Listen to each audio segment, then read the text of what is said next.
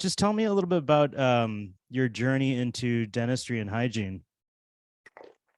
Oh yeah, man. So that that journey is a very, very interesting journey. So like you stated in my intro in the bio, I was Air Force vet.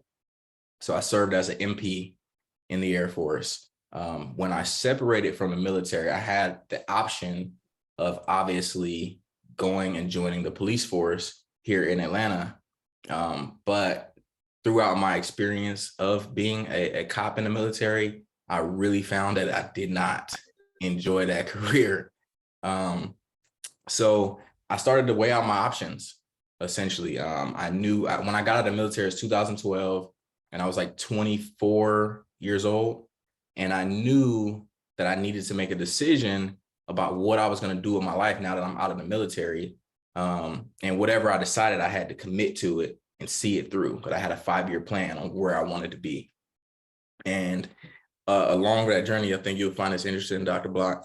I was actually en route to becoming a dentist, but I was using dental hygiene as a stepping stone. So I sat down and I wrote out all the different career fields that I was interested in, like literally on a piece of paper. And I wrote out the steps that it would take in order for me to get to each one. So I had actor, animator, tattoo artist, a dentist, and maybe like a couple others. And I looked at the salaries, I researched the job markets, like what types of job offers currently exist. And dentist was just like blowing every career field out of the water. I seen people like, they were just laying out a red carpet for dentists. And I always valued a smile. So that's why that was even on my list, because I always felt like, I want to serve people because that's in my heart. And I think helping people with their smiles is just something I could see myself doing. And I couldn't make a decision in that moment. I was just so torn between them all, like, because it was a big decision I was making, because I knew that, again, once I decided on something, I was going to commit and see it through no matter what, no matter how difficult it was, no matter how long it took, I was going to see it through. So it was a difficult decision process.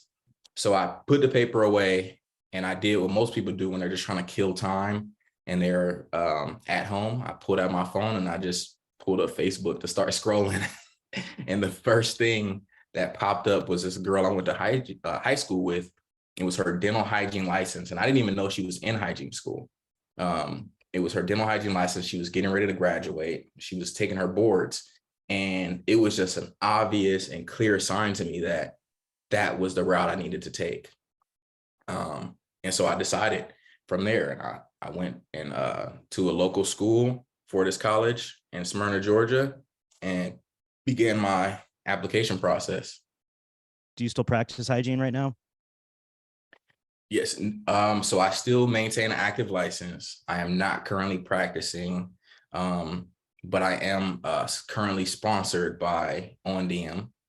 And so I'm in direct affiliation with them, which is dental staffing. So I have some opportunities here in the future where I'll be using the platform in order to gain more understanding about how it works as I'm advocating for it, right?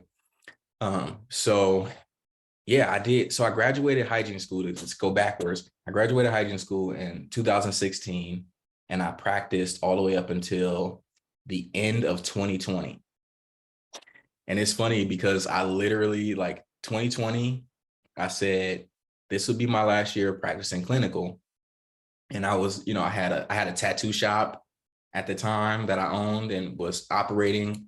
So I was doing tattoos in 2 gyms, and then I had some other business ventures that I was doing some coaching, some mentorship.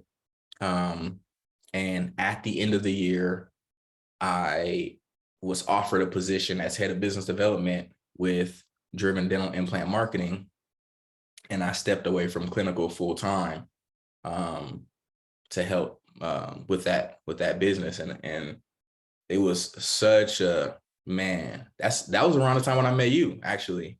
Mm-hmm. I met you at the first dental festival I think that was the one. That was the one when you did the your first talk. I think that was your first talk. I don't know if you spoke before that, but that was the first time I seen you speak in Dentistry's Got Talent. And you did the Cobra Kai references with your kids' chicken nuggets, the dinosaur nuggets thing. I was That was like, it. oh, I love that talk, man. That was such a good talk.